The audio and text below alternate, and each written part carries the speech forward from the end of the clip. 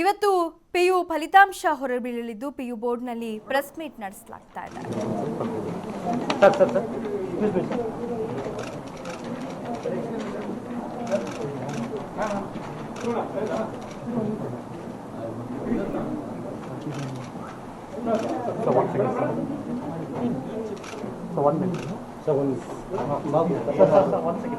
Wire ಏನಾದರೂ disconnect ಆಗಿದೆಯಾ sir? ಅಲ್ಲಾಗಿರಲ್ಲ sir, ಇದೆಲ್ಲ ಸಿಸ್ಟಮ್ ಸರ್ ಅಲ್ಲಿ ಆನ್ ಆಗಿದೆ, ಆನ್ ಮಾಡಿ ಅಲ್ಲಿ ಆಗಿದೆ.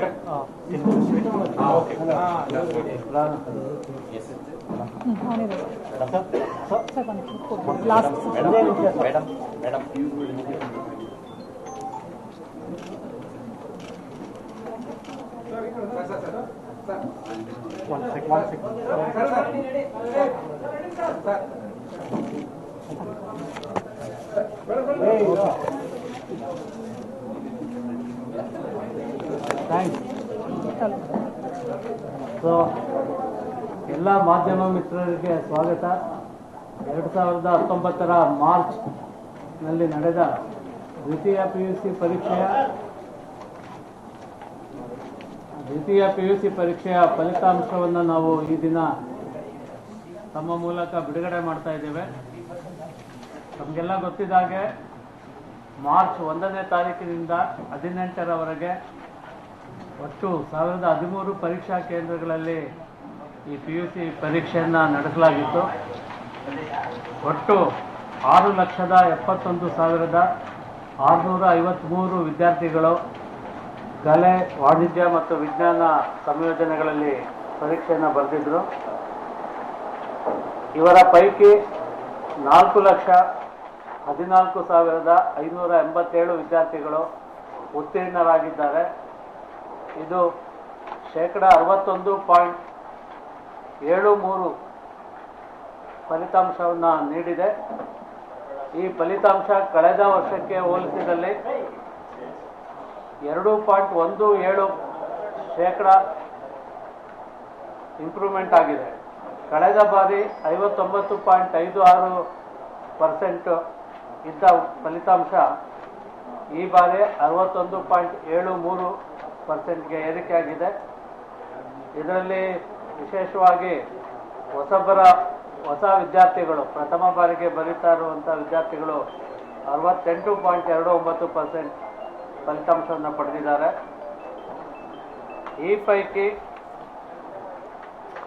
ವಿಜ್ಞಾನದಲ್ಲಿ 67.48% ಉತ್ತೀರ್ಣತೆ ಇದ್ದರೆ ವಿಜ್ಞಾನದಲ್ಲಿ 66.58% ಫಲಿತಾಂಶ ಬಂದಿದೆ. ವಾಣಿಜ್ಯದಲ್ಲಿ 66.39% ಬಂದಿದೆ.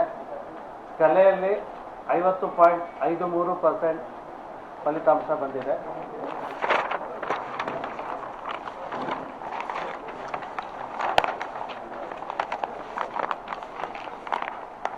ನಾವು ಬಾಲಕ ಬಾಲಕಿಯರ ಮಧ್ಯೆ ಫಲಿತಾಂಶವನ್ನು ನೋಡಿದಾಗ ಮತ್ತೊಮ್ಮೆ ಬಾಲಕಿಯರೇ ಹೆಚ್ಚಿನ ಫಲಿತಾಂಶವನ್ನು ಪಡೆದಿದ್ದಾರೆ. 68.24% ಉತ್ತೀರ್ಣರಾಗಿದ್ದಾರೆ. ಬಾಲಕರು 55.29% ಉತ್ತೀರ್ಣರಾಗಿದ್ದಾರೆ. ಬಾಲಕಿಯರು ಮತ್ತು ಬಾಲಕರ ಮಧ್ಯೆ ಗ್ಯಾಪ್ ಬಹಳ ಹೆಚ್ಚಿನದಾಗಿರೋದನ್ನ ಗಮನಿಸಬಹುದಾಗಿದೆ. ಹಾಗೆ ನಗರ ಮತ್ತು ಗ್ರಾಮಾಂತರ ಪ್ರದೇಶದ ಫಲಿತಾಂಶವನ್ನು ಹೋಲಿಸಿದಾಗ ಮತ್ತೊಮ್ಮೆ ಗ್ರಾಮಾಂತರ ವಿದ್ಯಾರ್ಥಿಗಳು 62.88 ಫಲಿತಾಂಶದೊಂದಿಗೆ ನಗರ ಪ್ರದೇಶದ ವಿದ್ಯಾರ್ಥಿಗಳಿಗಿಂತ ಹೆಚ್ಚಿನ ಫಲಿತಾಂಶವನ್ನು ಪಡೆದಿದ್ದಾರೆ. ನಗರ ವಿದ್ಯಾರ್ಥಿಗಳು 61.38% ಫಲಿತಾಂಶವನ್ನು ಹೊಂದಿದ್ದಾರೆ. ಇದರಲ್ಲಿ ಮತ್ತೆ ಹೇಳಬೇಕು ಅಂತ ಹೇಳಿದ್ರೆ, ಪರಿಶಿಷ್ಟ ಜಾತಿ ಪರಿಶಿಷ್ಟ ಪಂಗಡದ ವಿದ್ಯಾರ್ಥಿಗಳ ಫಲಿತಾಂಶ ಕಳೆದ ವರ್ಷಕ್ಕಿಂತ ಉತ್ತಮಗೊಂಡಿದೆ. ಕಳೆದ ವರ್ಷ ಪರಿಶಿಷ್ಟ ಜಾತಿ ವಿದ್ಯಾರ್ಥಿಗಳ ಫಲಿತಾಂಶ 49.09 ಇದ್ದದ್ದು ಈ ಬಾರಿ 51.97, ಅಂದರೆ 2%, 2.88% ಫಲಿತಾಂಶ ಅವರಲ್ಲಿ ಉತ್ತಮಗೊಂಡಿದೆ. ಹಾಗೆ ಪರಿಶಿಷ್ಟ ಪಂಗಡದಲ್ಲಿ 51.59 ಫಲಿತಾಂಶ ಇದ್ದದ್ದು 53.34. ಇಲ್ಲಿ ಕೂಡ ಹತ್ತಿರ 2% ಫಲಿತಾಂಶ ಉತ್ತಮಗೊಂಡಿದೆ. ಇನ್ನು ಮಾಧ್ಯಮವಾರು ಫಲಿತಾಂಶ ಹೋಲಿಸಿದಲ್ಲಿ ಕನ್ನಡ ಮಾಧ್ಯಮದಲ್ಲಿ 55.08 ಫಲಿತಾಂಶ ಬಂದಿದೆ. ಇದು ಕಳೆದ ವರ್ಷದ 51.46% ಹೋಲಿಸಿದಲ್ಲಿ 3.5% ಹೆಚ್ಚು ಆಗಿದೆ ಕನ್ನಡ ಮೀಡಿಯಂನಲ್ಲಿ. ಇಂಗ್ಲೀಷ್ ಮೀಡಿಯಂನಲ್ಲಿ 66.06 ಇತ್ತು ಕಳೆದ ವರ್ಷ, ಈ ಬಾರಿ 66.9. ಅದು ಬಹುತೇಕ ಸ್ವಲ್ಪ ಮಾರ್ಜಿನಲ್ ಇನ್ಕ್ರೀಸ್ ಇದೆ. ಆದರೆ ಕನ್ನಡದಲ್ಲಿ 3.5% ಫಲಿತಾಂಶ ವೃದ್ಧಿಯಾಗಿರೋದನ್ನ ನಾವು ಗಮನಿಸ್ಬೋದು. ಇನ್ನು ಸಂಯೋಜನೆವಾರು ಬೇರೆ ಬೇರೆ ಸ್ಟ್ರೀಮ್ನಲ್ಲಿ ಆರ್ಟ್ಸ್, ಸೈನ್ಸ್ ಮತ್ತು ಕಾಮರ್ಸ್ನಲ್ಲಿ ಅತ್ಯಂತ ಹೆಚ್ಚಿನ ಅಂಕಗಳು ಬಂದಿರೋದನ್ನು ಗಮನಿಸಿದಲ್ಲಿ ಕಲಾ ಸಂಯೋಜನೆಯಲ್ಲಿ 594 ಮಾರ್ಕ್ಸ್ಗಳು ಇಡೀ ರಾಜ್ಯದಲ್ಲಿ ಹೈಯೆಸ್ಟ್ ಮಾರ್ಕ್ಸ್ ಆಗಿದೆ. ವಾಣಿಜ್ಯದಲ್ಲಿ 596 ಮಾರ್ಕ್ಸ್ಗಳು ಅತ್ಯಂತ ಹೆಚ್ಚಿನ ಮಾರ್ಕ್ಸ್ ಆಗಿದೆ. ಹಾಗೆ ವಿಜ್ಞಾನ ಸಂಯೋಜನೆಯಲ್ಲಿ 594. ಅಂದರೆ ಈ ಬಾರಿ ವಾಣಿಜ್ಯ ಸಂಯೋಜನೆಯಲ್ಲಿ ಅತ್ಯಂತ ಹೆಚ್ಚಿನ ಅಂಕಗಳನ್ನು ರಾಜ್ಯದಲ್ಲಿ ಗಳಿಸಿದ್ದಾರೆ ಅಂತ ಹೇಳ್ಬೋದು, 596. ಇನ್ನು ಬೇರೆ ಬೇರೆ ಶ್ರೇಣಿಯಲ್ಲಿ ಉತ್ತೀರ್ಣರಾಗಿರುವವರ ಸಂಖ್ಯೆಯನ್ನು ಗಮನಿಸಿದಲ್ಲಿ 60% ಹೆಚ್ಚಿನ ಫಲಿತಾಂಶ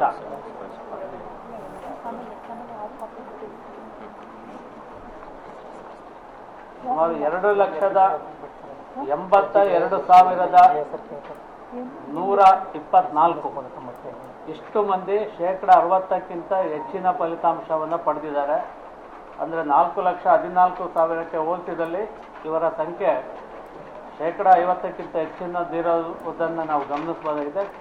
60%ಕ್ಕಿಂತ ಹೆಚ್ಚಿನ ವಿದ್ಯಾರ್ಥಿಗಳು ಪ್ರಥಮ ದರ್ಜೆಗಿಂತ ಹೆಚ್ಚಿನ ಅಂಕಗಳನ್ನು ಗಳಿಸಿದ್ದಾರೆ. ಅದರಲ್ಲಿ 54,823 ವಿದ್ಯಾರ್ಥಿಗಳು 85%ಕ್ಕಿಂತ ಹೆಚ್ಚಿನ ಅಂಕಗಳನ್ನು ಗಳಿಸಿದ್ದಾರೆ, ಡಿಸ್ಟಿಂಕ್ಷನನ್ನು ಸಾಧನೆ ಮಾಡಿದ್ದಾರೆ. ಇನ್ನು ತೃತೀಯ ದರ್ಜೆಯಲ್ಲಿ ಉತ್ತೀರ್ಣರಾದವರು 52,106, ದ್ವಿತೀಯ ದರ್ಜೆಯಲ್ಲಿ ಉತ್ತೀರ್ಣರಾದವರು 80,357. ಮತ್ತು ಕೆಲವು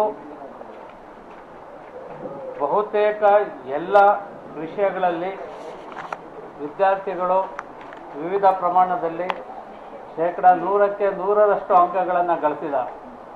ಇದರಲ್ಲಿ ಅತಿ ಹೆಚ್ಚು ಅಂತ ಹೇಳಿದ್ರೆ ಗಣಿತಶಾಸ್ತ್ರದಲ್ಲಿ 2,447 ವಿದ್ಯಾರ್ಥಿಗಳು 100ರಷ್ಟು ಅಂಕಗಳನ್ನು ಗಣಿತಶಾಸ್ತ್ರದಲ್ಲಿ ಗಳಿಸಿದ್ದಾರೆ. ನಂತರದಲ್ಲಿ ಲೆಕ್ಕಶಾಸ್ತ್ರ ಅಕೌಂಟೆನ್ಸಿನಲ್ಲಿ 1,939 ವಿದ್ಯಾರ್ಥಿಗಳು 100ಕ್ಕೆ 100ರಷ್ಟು ಅಂಕಗಳನ್ನು ಗಳಿಸಿದ್ದಾರೆ. ಗಣಕ ವಿಜ್ಞಾನ ಕಂಪ್ಯೂಟರ್ ಸೈನ್ಸ್ನಲ್ಲಿ 1,546 ವಿದ್ಯಾರ್ಥಿಗಳು 100ರಷ್ಟು ಅಂಕಗಳನ್ನು ಗಳಿಸಿದ್ದಾರೆ. ನಂತರ ವ್ಯವಹಾರ ಅಧ್ಯಯನ ಬಿಸ್ನೆಸ್ ಸ್ಟಡೀಸ್ನಲ್ಲಿ 955 ವಿದ್ಯಾರ್ಥಿಗಳು 100ರಷ್ಟು ಅಂಕಗಳನ್ನು ಗಳಿಸಿದ್ದಾರೆ. ಸಂಸ್ಕೃತದಲ್ಲಿ 852 ವಿದ್ಯಾರ್ಥಿಗಳು 100ರ ಅಂಕಗಳನ್ನು ಗಳಿಸಿದ್ದಾರೆ. ಹಾಗೆ ಭೂಗೋಳಶಾಸ್ತ್ರದಲ್ಲಿ 757 ವಿದ್ಯಾರ್ಥಿಗಳು. ಹೀಗೆ ಬಹುತೇಕ ಎಲ್ಲ ವಿಷಯಗಳಲ್ಲೂ ಕೂಡ 100ಕ್ಕೆ 100ರಷ್ಟು ಅಂಕಗಳನ್ನು ಬಹಳಷ್ಟು ವಿದ್ಯಾರ್ಥಿಗಳು ಗಳಿಸಿದ್ದಾರೆ.